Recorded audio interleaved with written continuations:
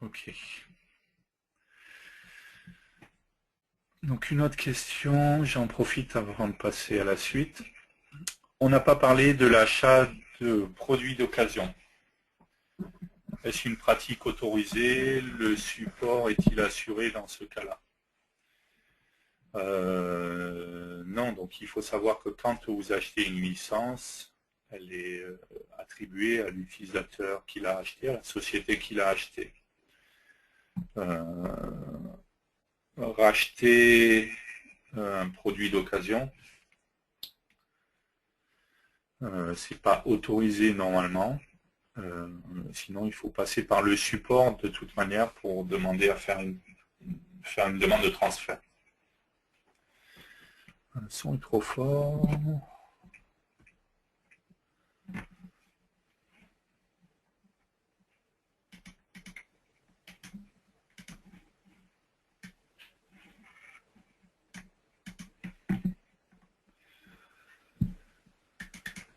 Ok.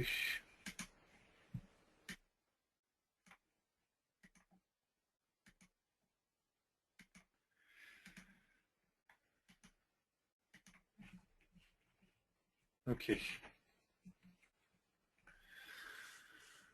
Donc normalement, c'est pas autorisé de faire le rachat de produits d'occasion. Je sais qu'il y en a, on peut arriver à en trouver à la vente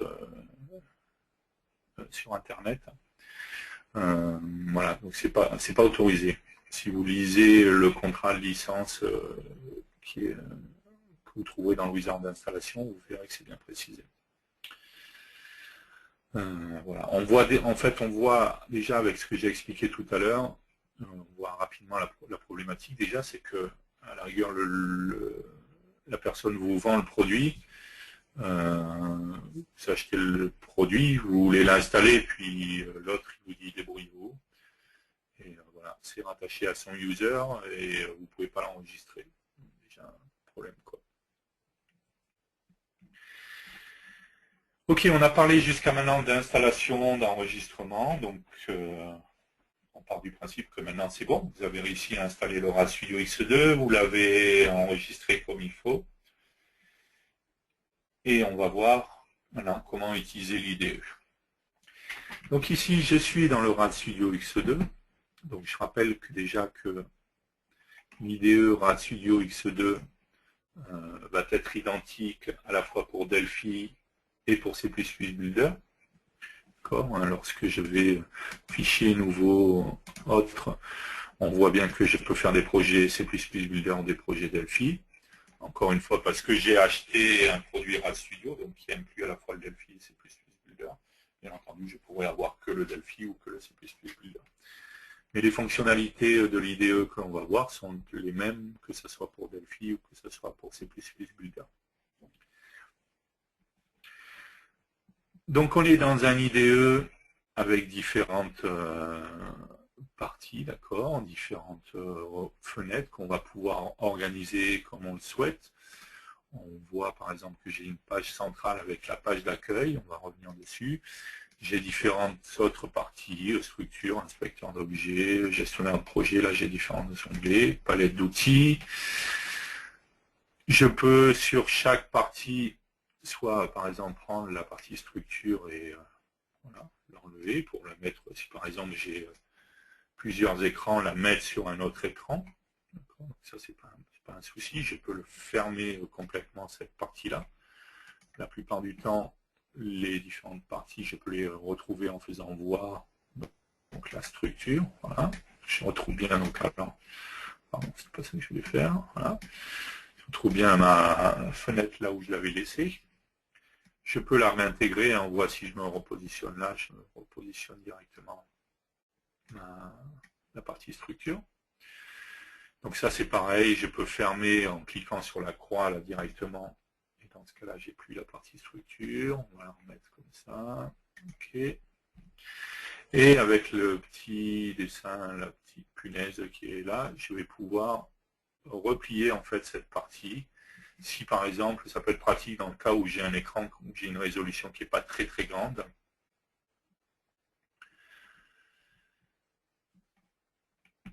Je peux replier les différentes parties, voilà, de cette manière-là. On va replier là à droite et à gauche. Voilà. De cette manière-là, la partie centrale prend beaucoup plus de place et quand j'ai besoin d'avoir accès à la structure ou à l'inspecteur d'objets, je vais tout simplement faire glisser ma souris dessus et automatiquement la fenêtre concernée apparaît. Dès que ma souris ressort, automatiquement ma fenêtre se referme. D'accord, pareil pour l'inspecteur d'objets ou pour les autres fenêtres sur la partie droite. D'accord, donc ça c'est avec le petit icône avec la punaise. Si je reclique dessus, automatiquement ma fenêtre, la partie revient bien fixe, il ne bouge plus. Pareil là, hop. Alors je peux les organiser de différentes manières, une en dessous de l'autre, à droite, à gauche, bref, j'ai plein de possibilités. À moi d'organiser les différentes parties comme je le souhaite. J'ai envie de les utiliser en fait.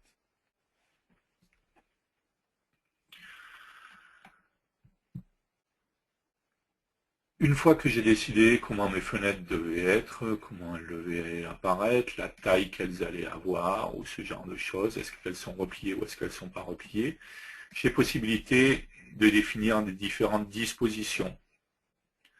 En l'occurrence, ici, j'ai une combo box avec différentes dispositions qui sont définies.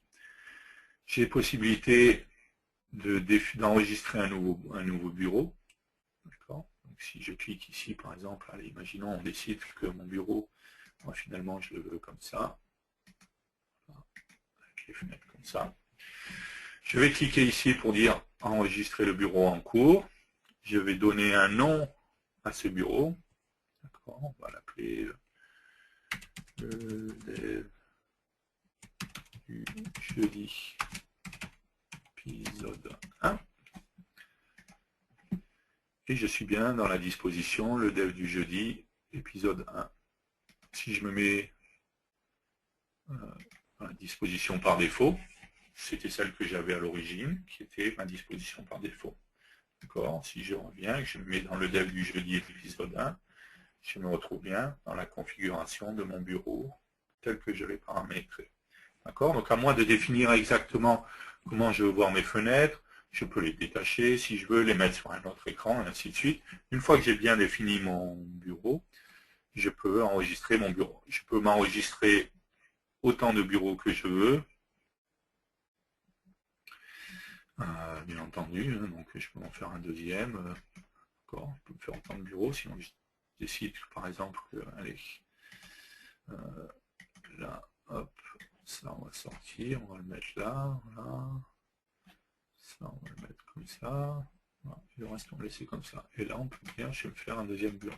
Épisode 1, numéro 2.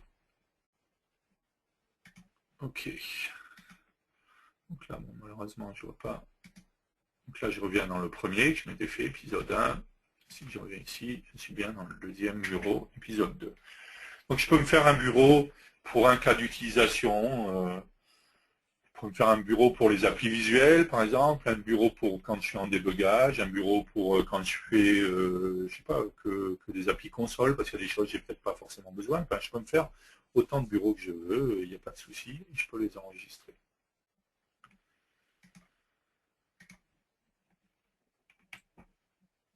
Ceux qui sont habitués aux anciennes versions de Delphi auront remarqué très rapidement que la palette d'outils ne se présente plus de la même manière. Hein, on voit bien qu'on a... Alors, je vais mettre sur un nouveau projet, parce qu'en plus la palette d'outils s'adapte. On va revenir dessus. Donc j'ai mes rubriques avec mes composants, la palette de composants, alors qu'habituellement, ceux qui étaient dans les vieilles versions, Delphi 7 ou autres, étaient habitués à l'avoir au-dessus.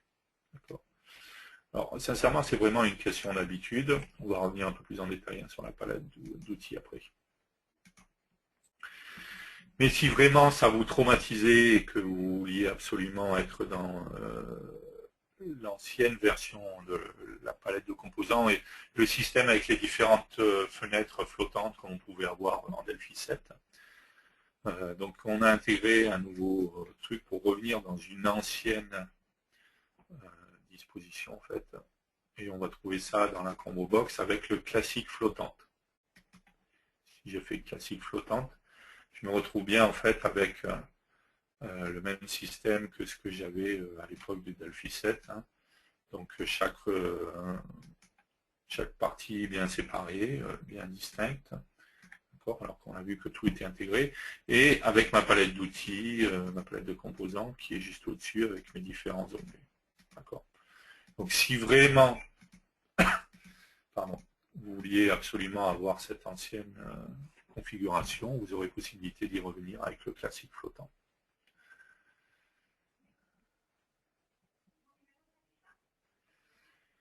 Ok. On a vu, on peut paramétrer les différentes fenêtres. Bien entendu, on peut paramétrer, je vais revenir par contre, hop, hop. Bien entendu, on peut paramétrer la palette, la barre d'outils en fait. Hein. Donc si je clique avec le bouton droit, j'ai différentes barres d'outils qui sont affichées ou pas. Hein. Je pourrais rajouter la barre d'outils position, la barre d'outils alignement. Voilà, donc on voit, elle est là, elles sont là. Je pourrais également personnaliser. D'accord, donc sélectionner les barres d'outils. Je vais voir sur chaque barre d'outils en fonction des...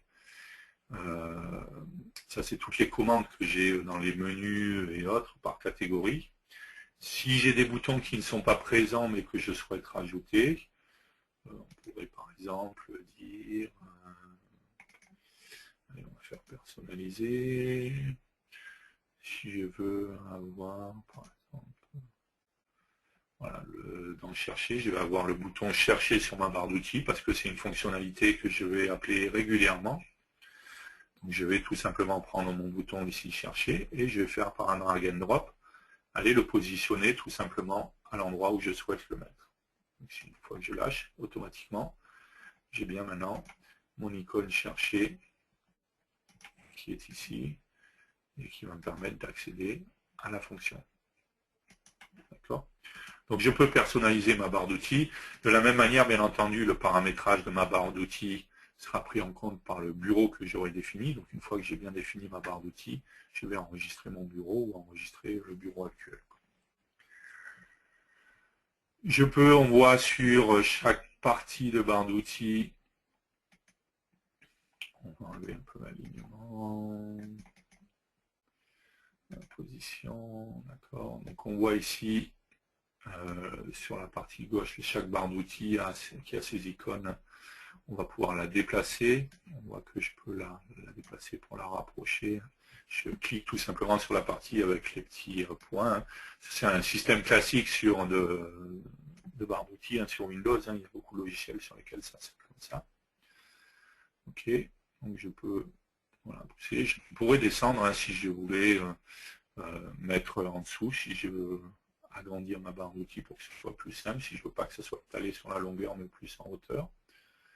D'accord. De la même manière, je pourrais sortir ma barre d'outils. Dans ce cas-là, c'est une fenêtre à part, non à part. Si je veux, je sais pas, la mettre sur un autre écran ou autre. Ok. D'accord. De cette manière-là, donc je peux soit choisir les barres d'outils que je vais vouloir voir s'afficher, ou également, on l'a vu, personnaliser les barres d'outils. On a des options pour afficher les conseils ou les raccourcis clavier dans les conseils. Donc je peux paramétrer toutes les différentes fenêtres hein, qui sont imbriquées aujourd'hui, qui sont intégrées directement. Je peux paramétrer ma barre d'outils, bien entendu. Et je peux enregistrer tout ça sous forme de bureau pour sauvegarder en fait la configuration que je vais vouloir avoir.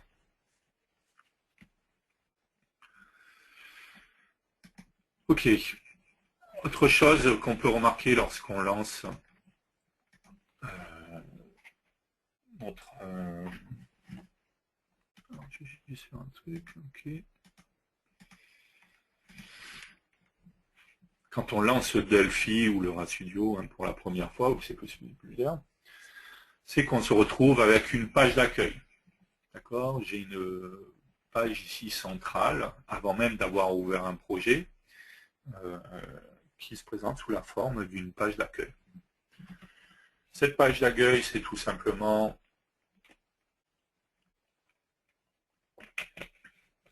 un navigateur web, mais ça va s'adapter aussi en fonction de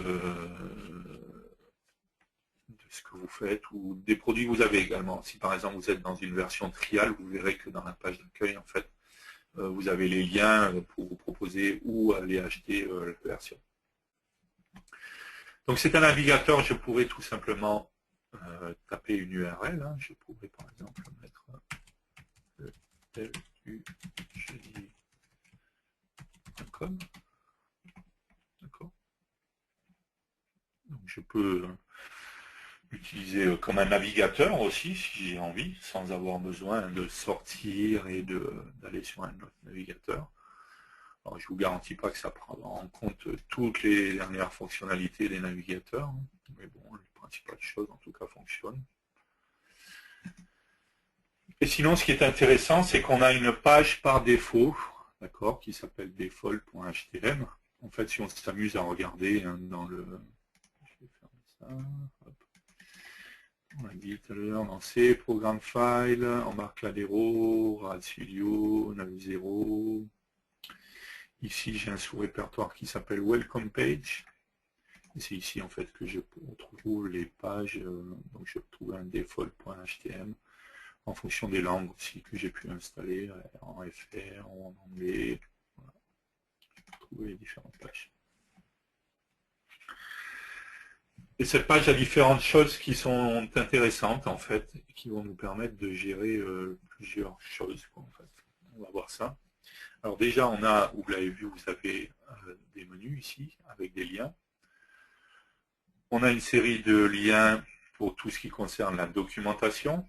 D'accord, donc la prise en main, l'aide sur le RAD Studio. Donc si vous cliquez, vous allez vous retrouver directement sur l'aide. D'accord, bien entendu, vous pouvez y accéder hein, avec le menu aide, RAD Studio aussi, ou avec le F1, selon où vous êtes. Pareil hein, pour l'aide sur FireMonkey. Donc en l'occurrence, ça vous dirigera sur le wiki Embarcadero. Donc ça peut être une manière, si vous ne vous souvenez plus quelle est l'URL du wiki Embarcadero, ben, avec l'aide FireMonkey, on verra qu'on a d'autres liens aussi pour nous donner d'autres informations. On va retrouver docwiki.embarcadero.com et je peux accéder aux différentes choses. J'ai retrouvé des notes d'installation par rapport à l'installation. D'accord, c'est installé.htm par rapport au déploiement. D'accord, faire les packages ou autre, les choses là-dessus. Je vais retrouver les sources. En l'occurrence, je rappelle que quand vous installez Delphi, C++ ou le RAD Studio, vous avez toute une série d'exemples qui sont installés. Si jamais vous ne vous souvenez pas exactement où ils sont installés sur votre disque, je rappelle qu'en faisant démarrer tous les programmes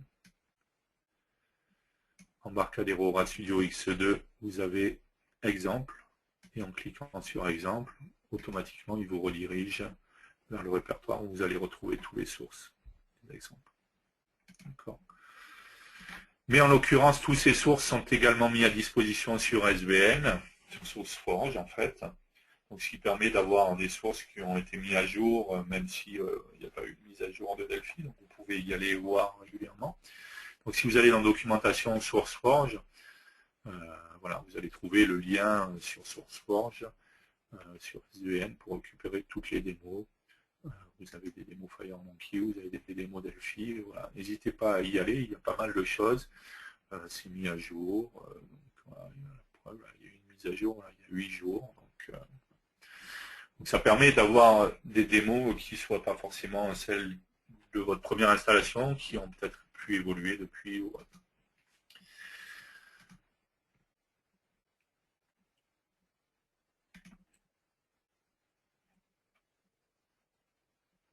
On va voir les exemples que vous trouvez sur Code Central aussi.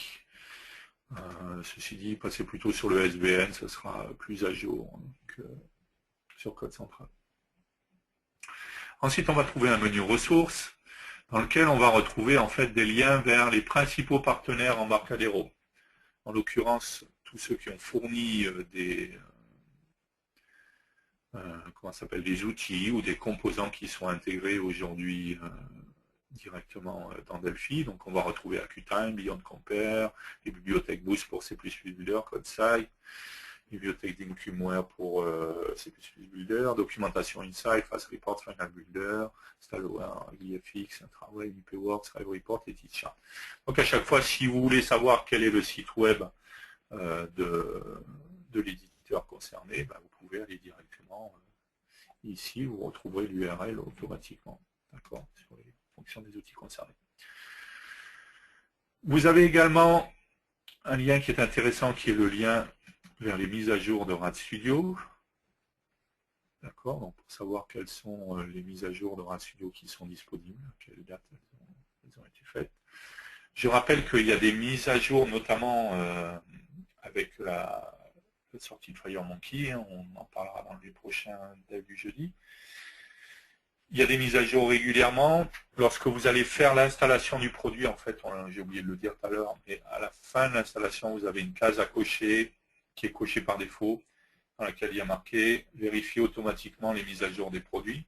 Si vous laissez cette case cochée automatiquement à chaque lancement de Delphi, et si votre poste est connecté à Internet, bien sûr,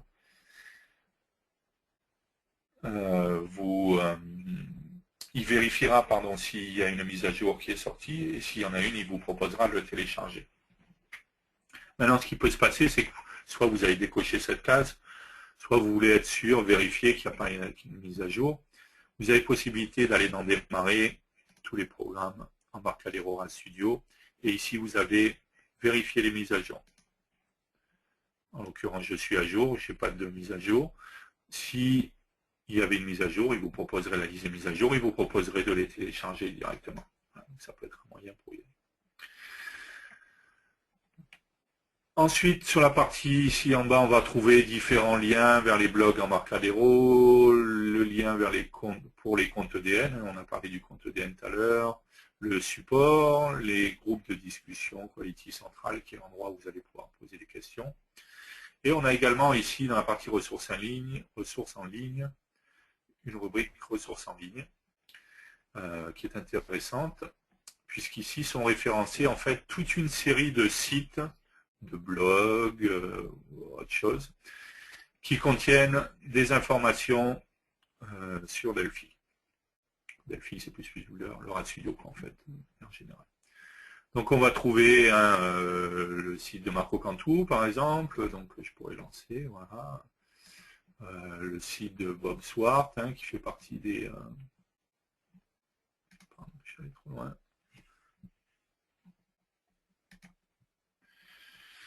Ok, le site de Bob Swart, toute une série de sites. Ce qui est intéressant également, le site sur la JEDI, sur la JVCL. Ce qui est intéressant également, c'est que vous allez également trouver des sites en français. D'accord, donc si on regarde en fait dans la liste, hop, je vais trouver le site Delphi FR, code source, d'accord. Je vais trouver développer.com. Donc ces sites en français ont été rajoutés suite à nos demandes en fait. Le site de John Colibri, vous pouvez retrouver des ressources également sur Delphi. Le lien vers les newsgroups Delphi, nzd.fr.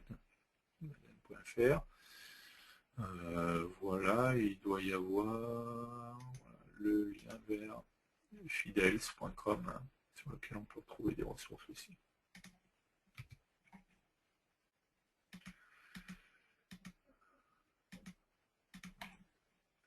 Là, bien joué.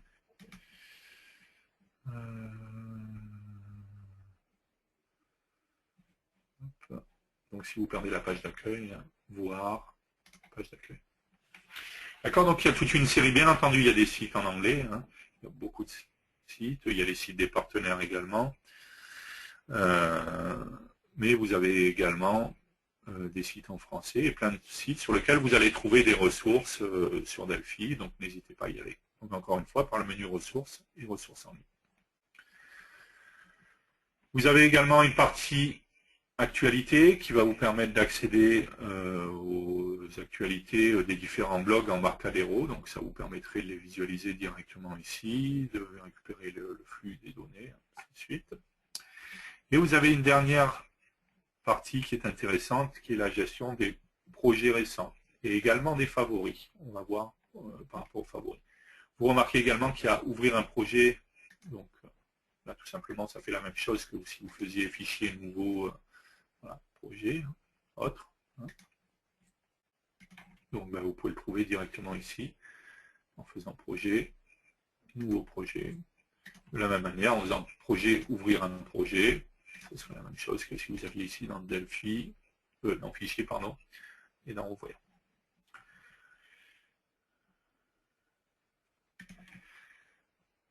Vous avez également un nouveau et ouvrir ici dans les projets récents. Et ouvrir un projet d'exemple, on a dit également tout à l'heure qu'on pouvait aller dans démarrer, tous les programmes, Embarcadero RADstudio X2 exemple pour trouver le répertoire où il y avait les projets d'exemple. Mais vous pouvez également les trouver par ce biais-là, projet, ouvrir un projet d'exemple. Automatiquement, il va se positionner dans le répertoire concerné. Ce qui est pratique quand on ne se rappelle plus dans quel répertoire c'est exactement. Ok.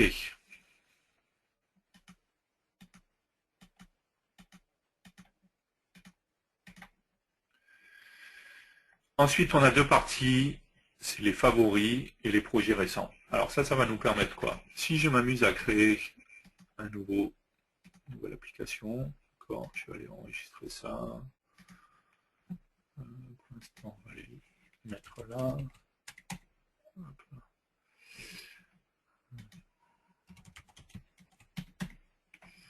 Ok. Je vais fermer. Je vais faire un autre projet, peu importe ce qu'il y a dedans, hein, c'est pas ça le souci. Il n'y a pas de souci d'ailleurs. Ok. Et je vais tout fermer. Donc si je vais dans le menu projet ici, j'ai possibilité d'afficher les projets récents. Automatiquement, je retrouve mes projets que j'ai créés récemment. D'accord? Donc les derniers projets que j'ai créés. Ce qui va me permettre, au lieu de faire fichier, ouvrir, si je ne me rappelle plus dans quel répertoire c'est, et ainsi de suite, de cliquer directement sur le projet et automatiquement il va me rouvrir mon projet. Ok. Donc ça c'est par rapport au projet récent. D'accord? Donc projet, afficher les projets récents. J'ai possibilité de gérer les projets récents parce que tout simplement les projets sont également liés au fichier, menu fichier, rouvrir. Quand on regarde le menu fichier rouvrir, on voit ici pardon, que j'ai mes deux derniers projets et j'ai également les dernières unités que j'ai créées. Si je vais dans propriété, c'est la même chose que si je faisais gérer les projets récents. Ici, je vais pouvoir paramétrer combien de projets et combien de fichiers. Je rappelle que quand on va dans ouvrir, la partie haute, c'est les projets. En dessous, c'est les fichiers, les unités, ou les formes.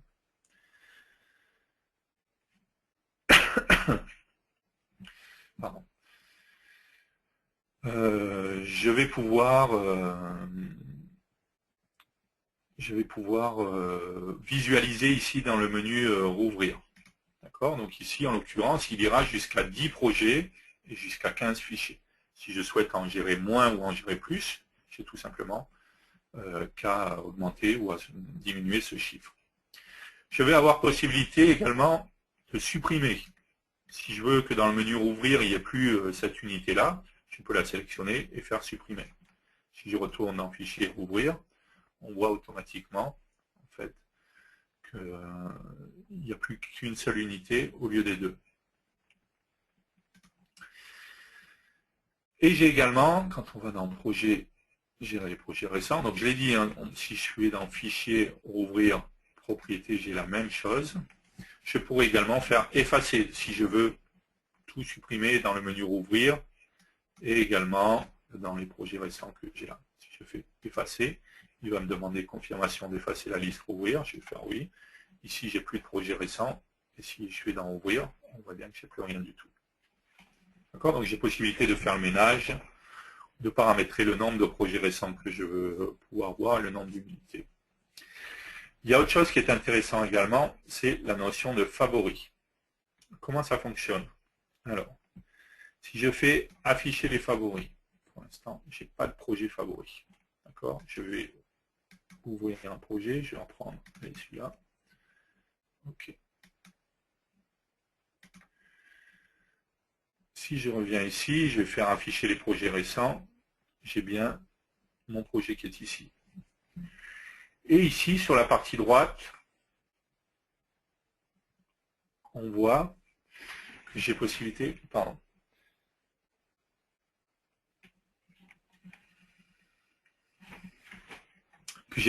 de définir un projet comme favori. S'il y a des projets sur lesquels je travaille très régulièrement, j'ai besoin d'avoir accès, je veux y avoir accès rapidement, sans chercher pendant 150 ans, je peux me les définir en tant que favori. En fait. Donc je pourrais très bien dire, ok, ce projet, je vais le définir comme favori. Automatiquement, sur la partie gauche ici, je vais retrouver mon projet. D'accord? Donc je peux faire, ici ou dans l'autre, effacer, ok, ok. D'accord? J'ai plus de projets récents. Hein. Si je fais afficher les projets récents, on voit bien que j'ai plus de projets récents. Par contre, dans mes favoris, on peut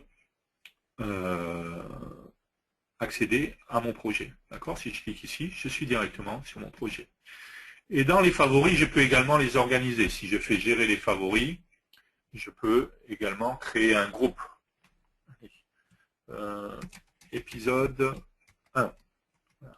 Le dev du jeudi, épisode 1. Je vais créer un groupe. Voilà. J'ai créé un groupe. Et du coup, je vais déplacer ce projet. Là, on voit les favoris que j'ai. Je vais le déplacer pour le mettre dans le dev du jeudi, épisode 1. OK. Là, les nouveaux favoris, je vais supprimer ça. OK. Afficher les projets récents. Et je vais pouvoir, comme ça, donc si je fais gérer les favoris, je pourrais me faire un dev du jeudi, épisode 2. Je peux me faire autant de groupes que je veux. Hein. Si je me crée une nouvelle application. OK.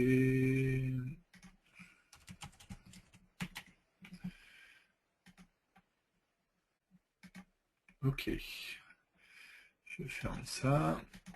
OK, donc dans mon projet ici, je vais le définir comme un favori. Et si je vais gérer les favoris, je vais le déplacer pour le mettre dans le dev du jeudi épisode 2. Voilà. OK, donc je peux faire afficher les favoris également. Donc je les vois là, dans ce cas-là, au milieu. Hein. Si je clique sur les petits plus ou sur les petits moins, ben à chaque fois ça se déplie.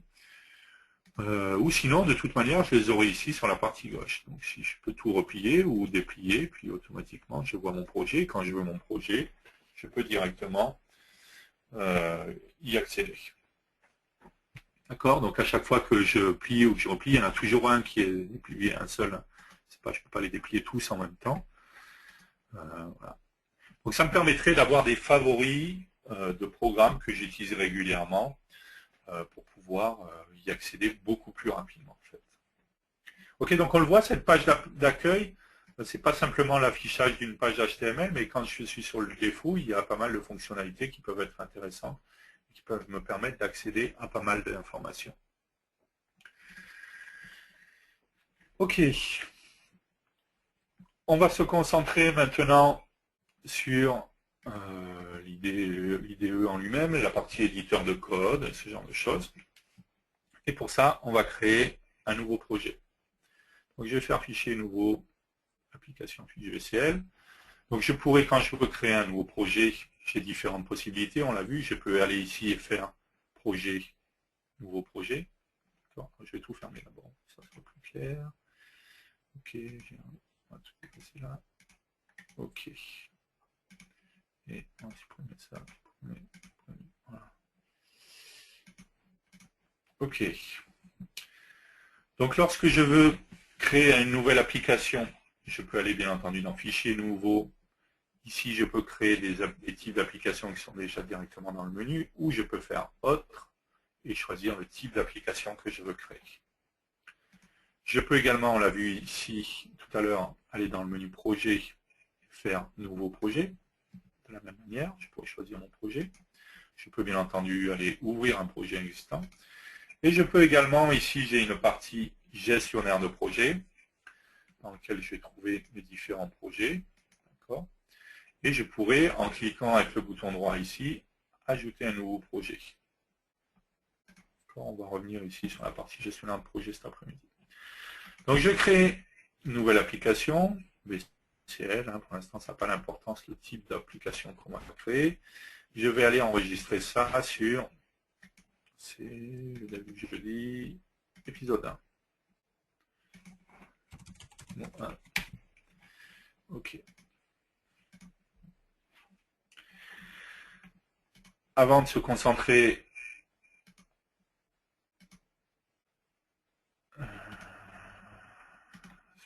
sur l'IDE, je vais juste aller ici. Je rappelle que maintenant, lorsqu'on crée un nouveau projet, on a bien entendu un fichier DPR, d'accord, ça existait déjà même dans les anciennes versions de Delphi. C'est tout simplement ce qui va permettre de définir quels sont les fichiers qui sont concernés par mon projet, d'accord. Je vais également avoir quelques paramètres pour le lancement de mon projet. Et je vais également avoir un fichier dproj.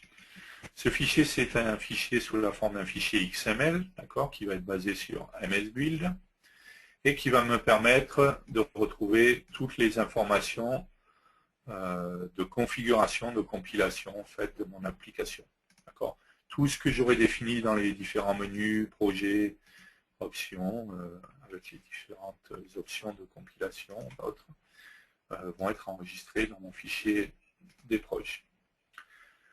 Lorsque vous ouvrez, donc ce fichier dproj n'existait pas avant dans les vieilles versions de Delphi, enfin, depuis la 2007 si je ne me trompe pas, ça a été intégré.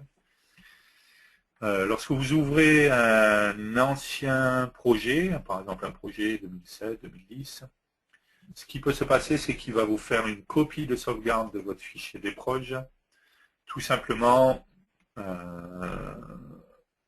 parce que ce fichier dproj sera lié à l'ancienne version de Delphi. Donc il va faire une sauvegarde de ce fichier, comme un backup en fait, si vous aviez besoin de revenir de le réutiliser dans l'ancienne version.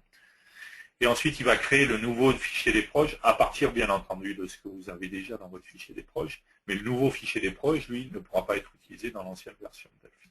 Voilà. OK. Je suis donc sur mon RADstudio.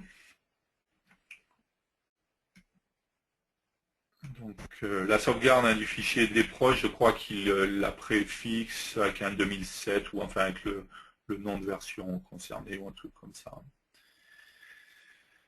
Je suis dans mon Delphi, donc ici je suis dans la partie conception.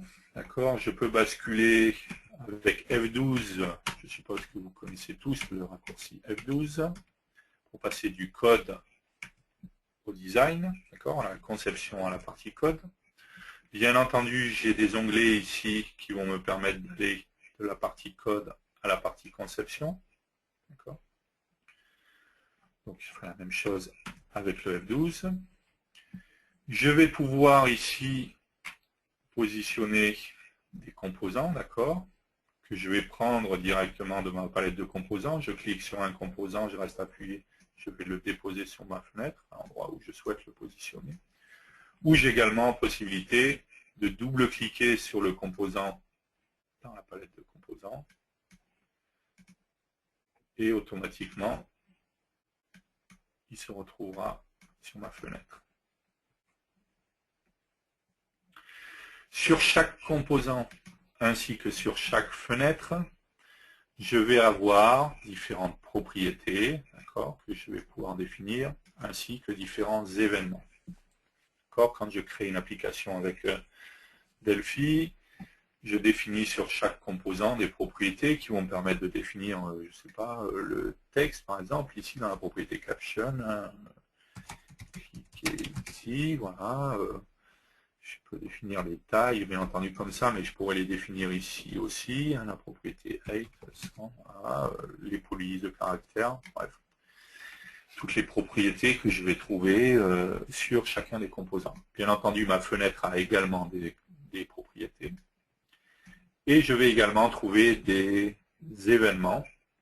Ces événements vont être déclenchés à certains moments. Par exemple, ici sur le bouton, j'ai un événement onClick. Je pourrais, en double-cliquant ici, définir le code qui va être exécuté lorsqu'on va cliquer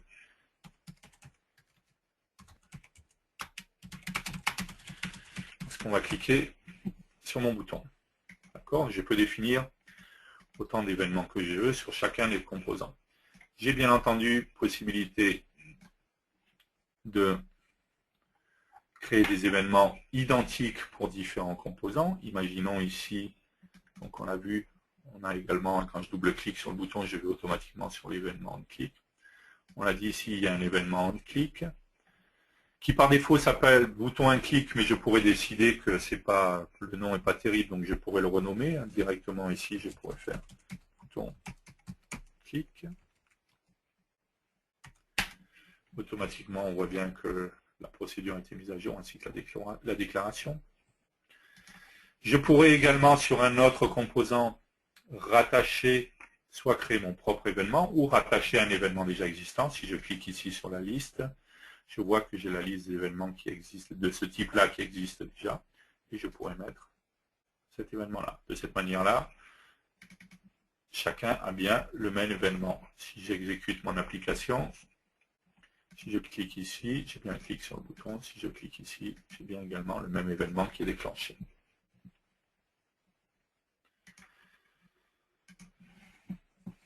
Petite nouveauté pour ceux qui sont dans les anciennes versions de Delphi, dans l'éditeur de propriétés, tout ce qui est propriété booléenne maintenant peuvent être définis en tapant false ou true ou en choisissant false ou true dans la liste, ou également tout simplement en cochant la case. Une case à cocher maintenant sur tout ce qui est propriété de type booléen. De la même manière, lorsque j'ai un composant qui a une date, c'est le cas du composant dateTimePicker, si je suis sur une propriété de type date, que je clique sur la liste, automatiquement j'ai un calendrier, je peux aller sélectionner directement la date, ce qui m'évite de devoir la taper et me facilite la vie. D'accord ?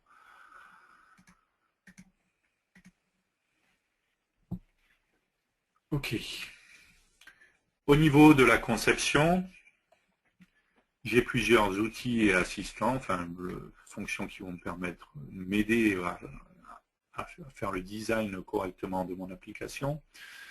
Bien entendu, quand je mets le curseur sur mon composant, j'ai dans la tooltip qui apparaît une série d'informations qui me permettent de récupérer le nom, la taille, enfin, voir ce genre de choses, et les informations de tabulation, ce qui est important. Souvent, on design des écrans et on oublie de définir l'ordre de tabulation. Je rappelle que si j'ai des champs edit,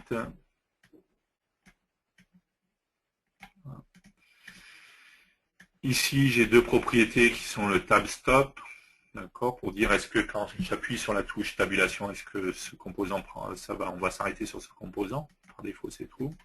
Et j'ai également un tab order qui va définir dans quel ordre les tabulations vont être faites.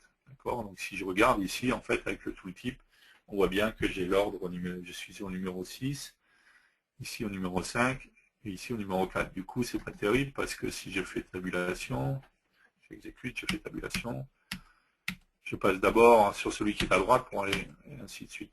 Donc il faudrait que je modifie l'ordre de tabulation. D'accord ? Donc je peux le faire ici directement avec le tab order. J'ai également possibilité, en cliquant avec le bouton droit dans la fenêtre, d'avoir ordre de tabulation.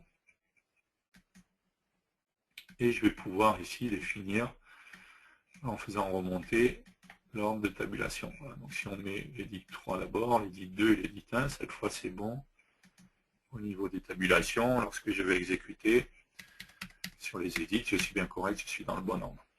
On verra à la fin de la journée, je vous parlerai de deux outils, en fait, deux add-ons qui peuvent être intégrés dans le RAD Studio et qui peuvent faciliter ce genre de choses, quoi. On en reparlera tout à l'heure.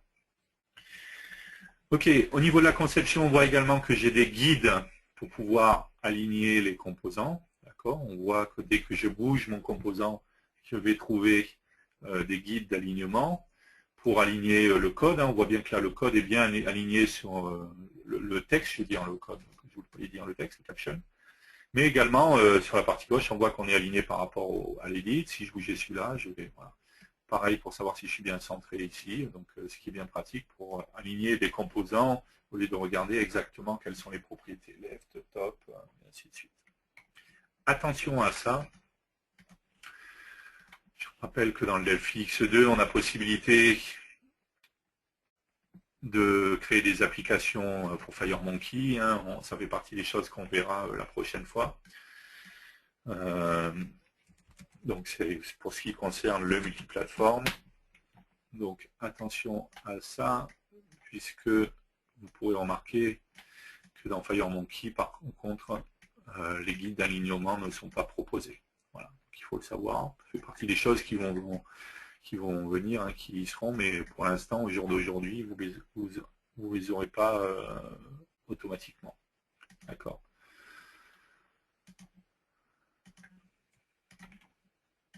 Ok, je vais revenir sur mon projet là.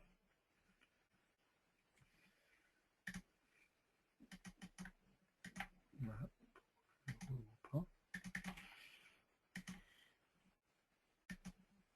Ok. Ok.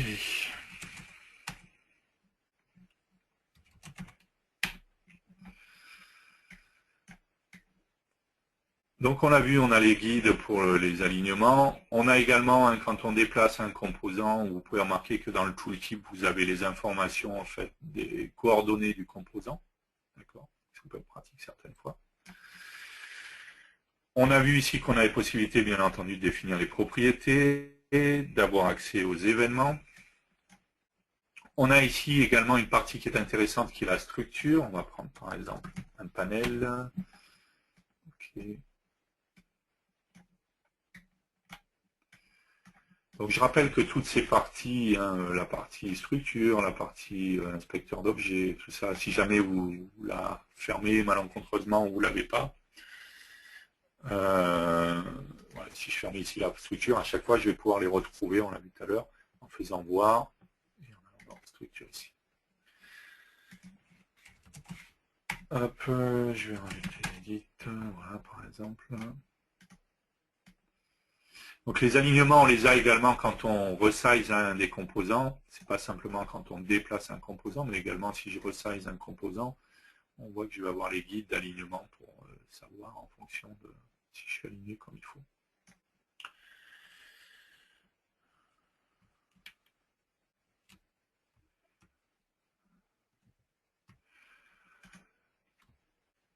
De la même manière, quand je suis sur un composant, si j'appuie sur la touche CTRL, quand le composant est sélectionné, automatiquement les guides d'alignement apparaissent pour voir si je suis bien aligné par rapport à autre chose. Si j'appuie sur CTRL et qu'il n'y a rien, c'est que je suis aligné par rapport à rien. Par contre, si je suis sur mon composant et j'appuie sur la touche CTRL, automatiquement, je vois le guide d'alignement, donc je suis bien aligné avec l'autre composant. Lorsqu'on souhaite déplacer un composant, mais qu'on veut le faire finement, par exemple, hein, vous pouvez remarquer que à la conception, j'ai une grille, en fait. Hein, on voit qu'il y a des espacements, donc tout ça, il y a des propriétés, hein, pour définir. Hein, si je vais dans Outils, Options, on verra d'ailleurs que les propriétés, on peut les trouver plus rapidement. Donc, option de l'éditeur.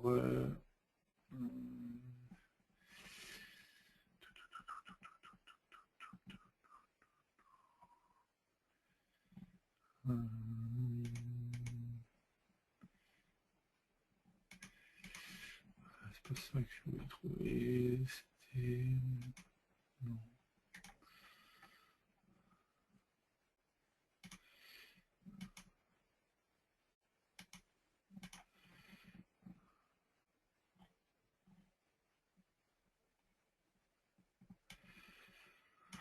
Bon, je sais plus. Bah, ça va permettre de montrer une nouvelle chose. Lorsqu'on souhaite chercher quelque chose dans l'IDE, parce que j'ai besoin de trouver une propriété, un menu ou ce genre de choses, j'ai possibilité soit de me prendre tous les menus et les chercher les uns après les autres, soit d'aller dans le menu chercher et de faire IDE Insight ou contrôle point virgule, ou également en fait la touche F6. Donc F6 va me permettre d'appeler directement IDE Insight. Et ensuite, je vais pouvoir faire une recherche ici dans tout ce qui est présent dans l'IDE. Ma recherche, on va le voir après, va s'adapter en fonction de là où je suis. Et si je cherche, par exemple, on doit avoir grille...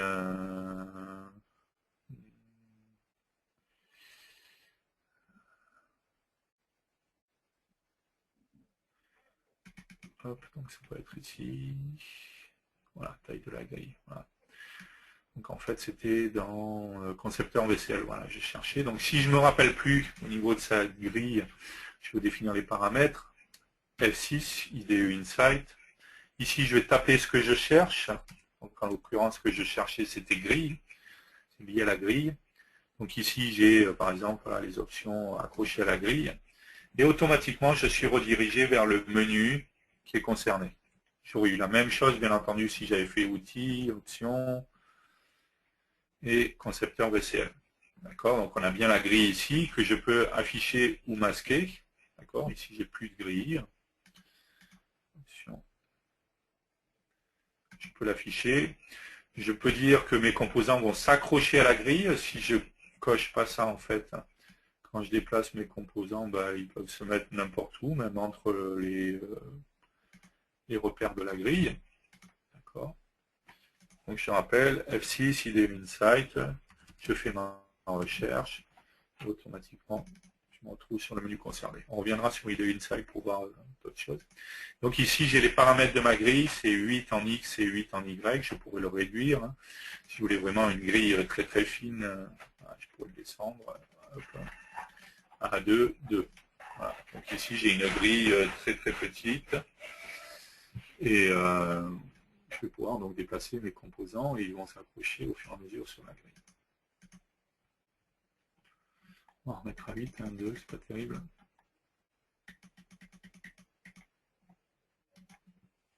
Ok. Et donc quand je déplace en fait mes composants, on voit qu'à chaque fois que je les déplace, ils se déplacent en allant sur chaque repère de la grille en fait.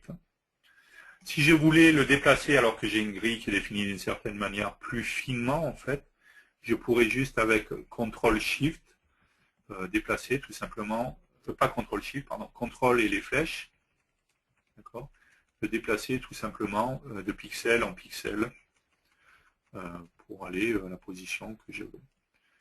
Si je veux le faire en utilisant l'espacement de la grille, je vais le faire avec CTRL-SHIFT et là automatiquement il va se déplacer en fonction des espacements de la grille. Ici, on l'a dit au début, on a possibilité de voir la structure. Donc la structure, c'est ce qui va me permettre de voir sur la fenêtre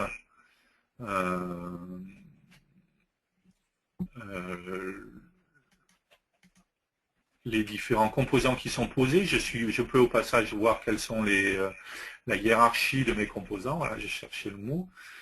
Donc je vois bien ici que j'ai la fenêtre. Ici, j'ai mon panel. Le parent de mon panel, on voit bien que c'est ma forme. Par contre, l'édit 3 et l'édit 4, le parent de l'édit 3 et l'édit 4, c'est bien mon panel. J'ai possibilité ici de faire du drag and drop. Si par exemple, l'édit 3, je veux finalement plus qu'il soit sur mon panel, je vais le remettre directement sur la forme. D'accord, donc il est bien directement sur la forme. Maintenant, le parent de mon édit, c'est bien la forme.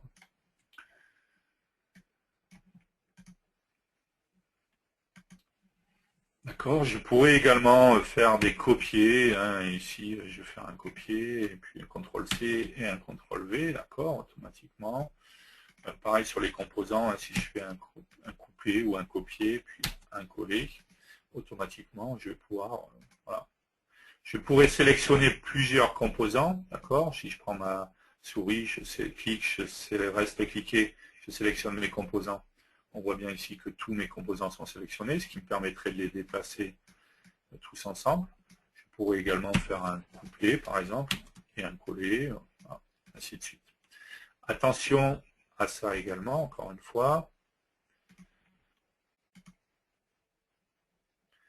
Si je crée une application FireMonkey, je m'amuse à mettre des composants edit. Bon, il y a une notion de parent qui est différente, on reviendra dessus lors de FireMonkey. Si j'essaye de faire un copier ou un coller, ça ne va pas fonctionner en fait. Voilà, c'est à savoir. Hein. Je peux faire, enfin, les copier, coller, si le copier-coller pardon, il va marcher, c'est le drag and drop pardon ici qui ne va pas fonctionner par contre. Je ne vais pas pouvoir déplacer mes composants directement par ici. Voilà, le copier-coller ou le coupler-coller aussi, oui, ça oui.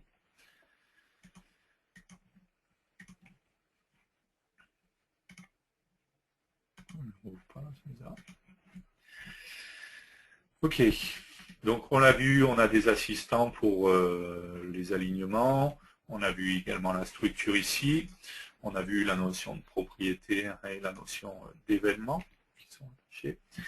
On a dit au début qu'on pouvait facilement passer du code au design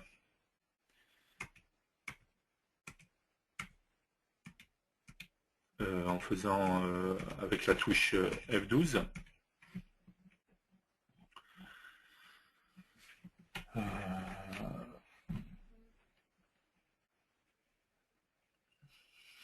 Ou par les onglets en bas. Hein. On a vu en bas, on a un onglet code, un onglet conception. Donc, je peux passer du code à la conception ou en faisant F12 directement.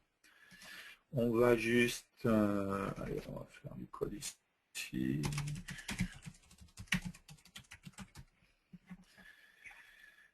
Ok, on va rajouter un bouton par exemple.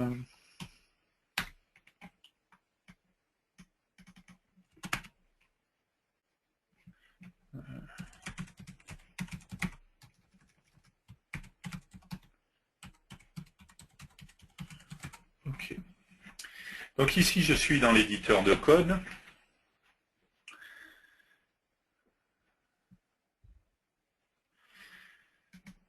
Donc automatiquement, on retrouve toute une série d'informations. D'accord. Si je regarde ici sur la partie gauche, on va retrouver une numérotation des lignes. Alors, il n'y a pas tous les numéros de ligne, mais en l'occurrence, c'est une option également qu'on peut paramétrer.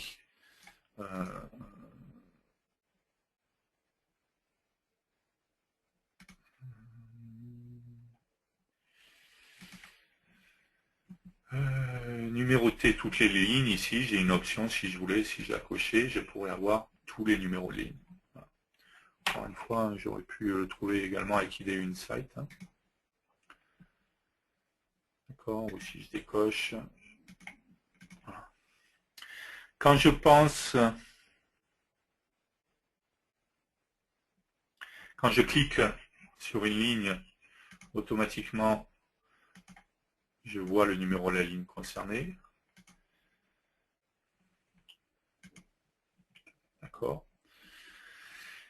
Et on fait bien de me rappeler à l'ordre, parce que je n'ai pas fait attention à l'heure, en fait. Le temps passe. Donc il est déjà midi. Donc on va recontinuer cet après-midi avec l'éditeur de code. On a vu la partie conception. On va s'arrêter là pour l'éditeur de code, le temps de lire toutes les questions. Ok. Après, sinon vous n'aurez pas le temps de manger, vous allez être de mauvaise humeur si vous ne mangez pas. Alors, revenons sur les questions.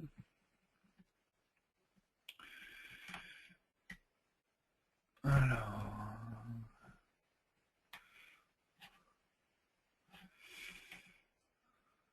Donc le produit d'occasion, ça on avait répondu. Ok. Quelle est la version de X2 qui permet de programmer soit en Pascal, soit en C++ Builder? Donc dans ce cas-là, c'est le RAD Studio X2. Vous pouvez acheter juste le Delphi. Dans ce cas-là, vous avez accès qu'au Delphi. Vous pouvez acheter juste le C++ Builder et vous avez accès qu'au C++ Builder. Ou vous pouvez acheter le RAD Studio X2, qui est un bundle qui va regrouper Delphi, C++ Builder et d'autres produits, parce que vous aurez Prism, RAD PHP, et ainsi de suite.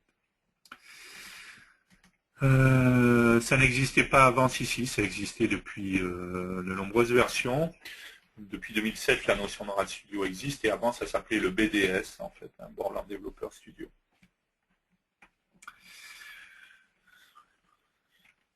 Donc ça veut dire que lors de l'achat, c'est une option ou est-ce vrai pour tout achat?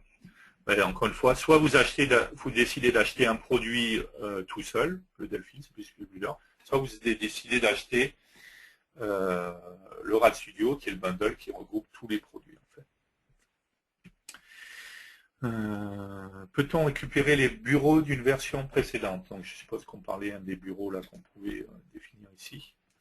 Donc je pense pas, j'ai pas, enfin il n'y a pas d'option en tout cas dans les menus de ça pour pouvoir récupérer ça. Donc non, il faudrait, je sais pas en plus si c'est, je pense pas que ça soit enregistré dans la base de registre en plus ou comme ça, donc voilà. Enfin, il n'y a pas de fonction déjà tout fait pour pouvoir réutiliser. Comment faire pour avoir deux langues séparées pour la même forme? Je ne parle pas de l'Unicode, mais d'internationalisation. Style, choisissez votre langue, français, anglais.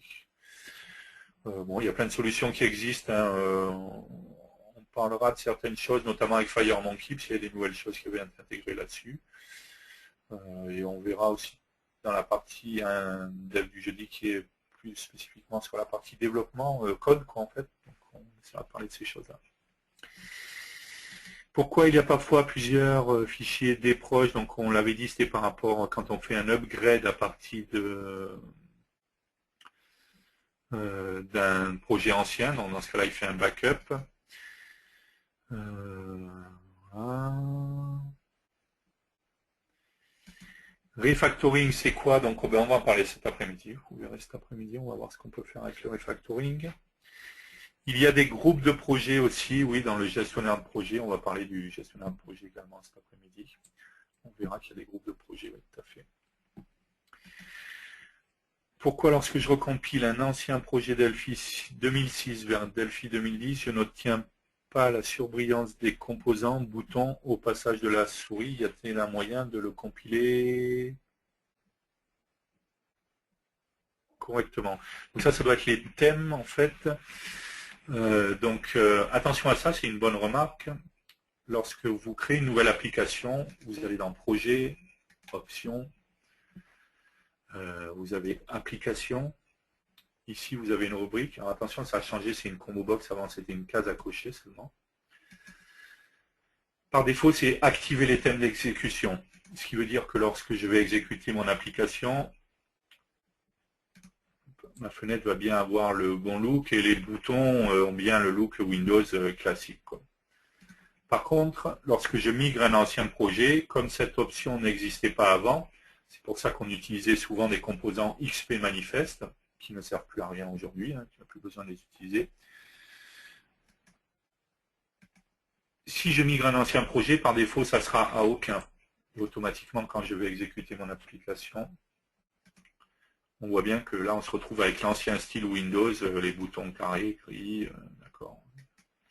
Donc, pensez bien, quand vous migrez un ancien projet, à aller cocher cette option. Projet, option, application, activer les thèmes d'exécution. En l'occurrence, on a également, tant qu'on est là, la possibilité, dans les versions de Windows, d'utiliser un fichier manifeste. Une des nouveautés de la version X2, c'est qu'on peut utiliser un fichier manifeste personnalisé. D'accord. Donc, le fichier manifeste, c'est un fichier XML qui permet de définir des droits, par exemple, vous savez, la notion de droit à l'administrateur ou pas, ou ce genre de choses pour l'UAC, ou des choses au niveau design aussi. Donc, vous pourriez choisir votre propre fichier manifeste. Voilà, donc pensez à l'option, surtout quand vous migrez un ancien projet. Quand vous en créez un nouveau, forcément, cette option elle est activée par défaut. Ok. Dommage que le nom soit le même, on parlait du fichier des proches, donc c'est dans le cas d'une migration. Par contre, le nom du fichier des proches est le même, mais sauf qu'à l'extension des proches, il rajoute 2007. En fait. C'est pas exactement le même si on regarde l'extension.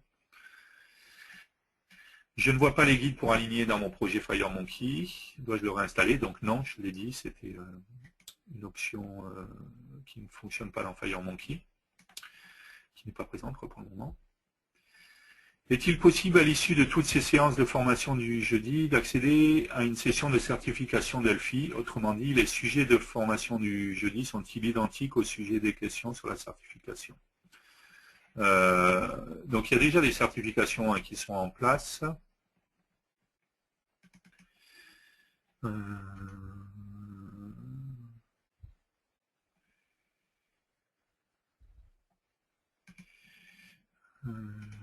Hop, si on va sur embarcadero.com,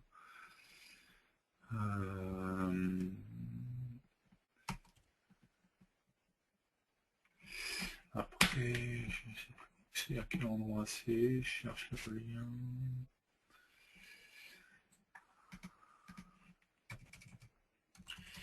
Certification. Ok. Donc vous avez ici deux certifications qui existent aujourd'hui.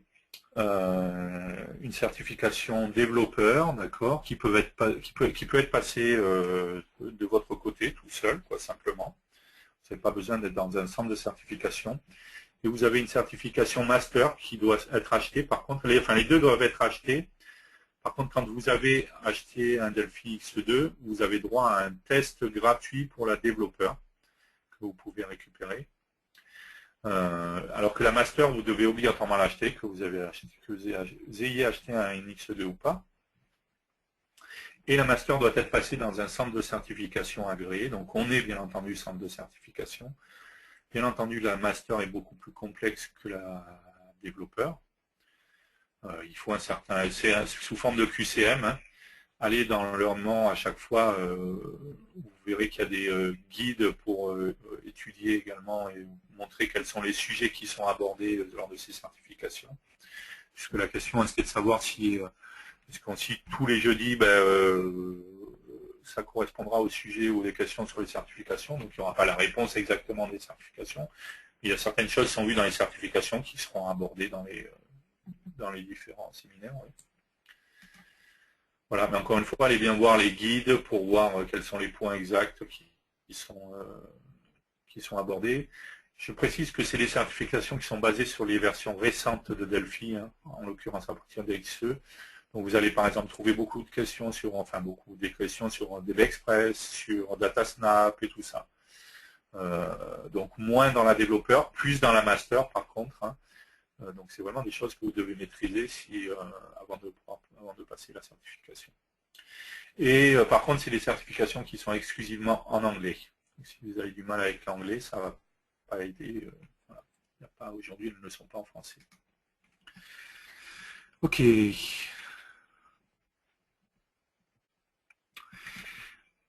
Avec une version Delphi 7 entreprise, peut-on avoir le tarif mis à jour entreprise ou professionnelle de Delphi X, donc Delphi X2, enfin, en l'occurrence, je voulais dire. Ça sera le cas jusque fin janvier pour ceux qui sont dans des versions avant 2007. Jusque fin janvier, vous avez droit exceptionnellement au tarif mis à jour. Ça ne sera plus le cas après. Voilà. Si vous êtes en XE, par contre, s'il y a une question derrière pour savoir par rapport à XE, vous avez droit au tarif mis à jour, il n'y a pas de souci. Je rappelle également que quand vous achetez une version, vous avez possibilité de prendre un contrat de maintenance. Donc ça vous donne droit à l'accès à la maintenance, au support Embarcadero. Pas que pour l'enregistrement et l'installation, ça on a vu que n'importe qui y avait accès. Et si vous avez des soucis de développement, tout ça. Voilà. Mais également, à partir de la date d'achat, vous avez droit à toutes les versions qui sortent pendant un an, gratuitement.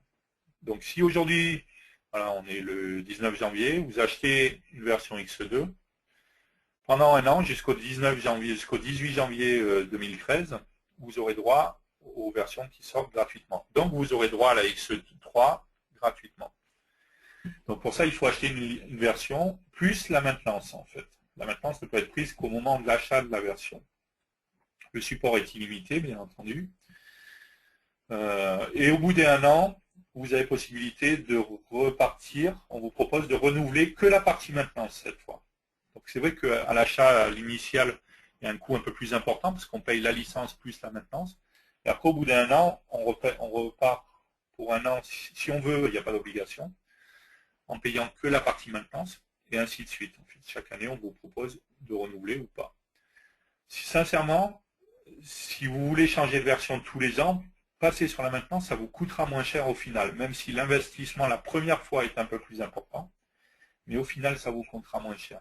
Si vous voulez changer de version de Delphi que les 3-4 ans, si on laisse de côté la partie support,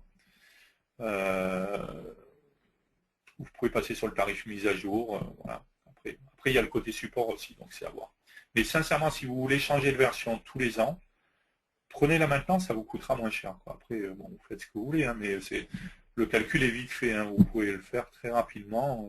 Si on vous donne les tarifs, vous verrez que vous serez gagnant de toute manière. Ok.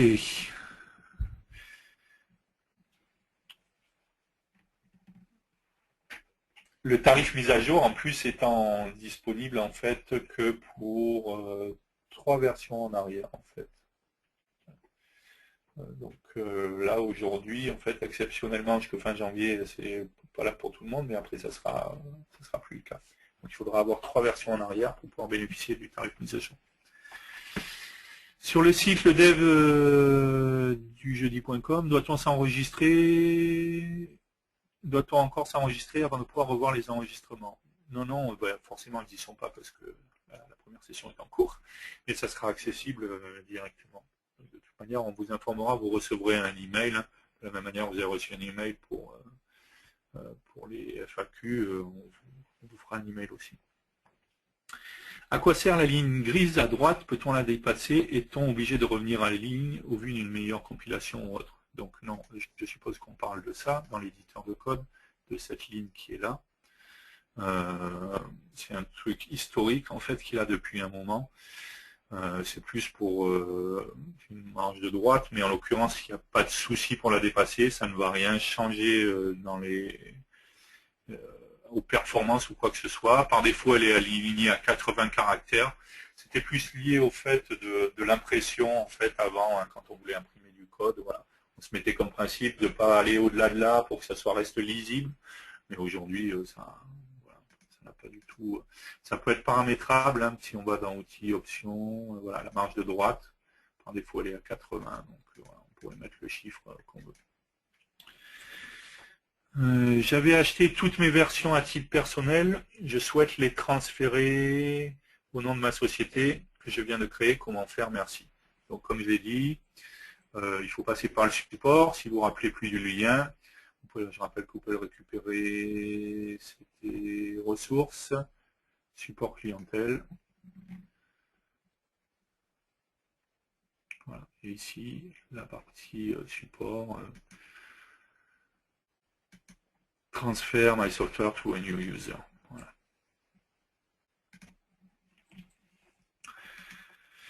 Comment changer de thème par programmation? On le verra dans un autre épisode. Il y aura une autre chose quand il y a un dev du jeudi qui est dédié au développement Mac, Windows et tout ça, ça fera partie des choses qu'on verra. Lorsque je passe de la conception à l'éditeur de code, j'ai un ralentissement de plusieurs secondes, des fois jusqu'à 25 secondes. 25 secondes pour passer du code au design. Je sais pas, il faudrait savoir quelle machine vous avez déjà.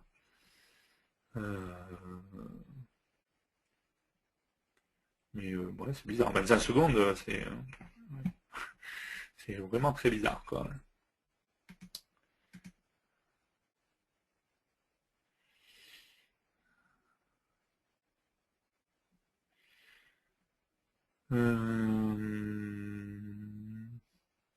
Vous pouvez regarder au niveau du PC, parce que la personne me dit qu'il a un processeur i7, a priori, mais au niveau de la mémoire, ce que vous avez, quoi.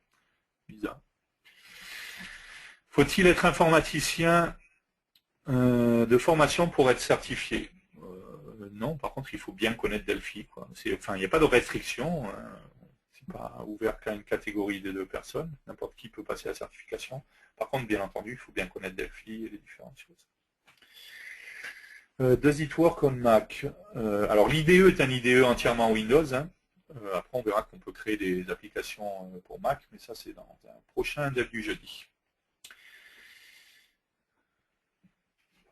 Franchement, c'est super cette online. Merci infiniment. De rien. Merci à vous d'y participer déjà. Et au démarrage, ça bloque au niveau des composants Indie. Ouais, bizarre. Soit vous avez un souci d'installation, peut-être refaire une installation. Enfin, il faudrait voir la config de la machine. Après, ce genre de choses, mais c'est étrange. Peut-être un problème avec Windows. Je ne sais pas sur quel OS vous êtes. Ce genre de choses. Bizarre. Mais bon, enfin, 25 secondes pour moi, c'est beaucoup trop. Quoi. Pour passer du code au design. Alors, voilà. Ok, est-ce que vous avez d'autres questions? Non, là, vous n'avez plus de questions. Je sais si vous avez tous faim. Pour ça.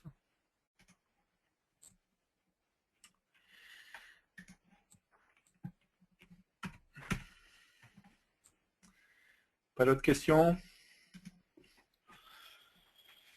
Bon, je vais vous souhaiter un bon appétit. Voilà, la première matinée de ce code, pas de ce codeway, non, j'ai pas des mauvaises habitudes, mais j'ai des habitudes avec d'autres événements. Donc le dev du jeudi, la première matinée du premier épisode du dev du jeudi est terminée. Et je vais vous donner rendez-vous à 14h. Une autre question. J'ai un Mac, est-ce que je peux utiliser l'IDE sur mon Mac? Il faudra installer soit VMware, soit Parallel Desktop. On le verra dans le développement pour Mac, mais l'IDE reste un IDE Windows. Donc il faudra de toute manière une machine virtuelle Windows. Vous ne pouvez pas faire fonctionner l'IDE sur Mac. Ok. Je vous souhaite un bon appétit. Je vous donne rendez-vous à 14h. Personne qui dit merci, c'est super, bah de rien. Voilà, bon appétit, mangez bien, on se retrouve à 14h et on continuera de parler de l'IDE RAD Studio X2. Merci beaucoup, à tout à l'heure.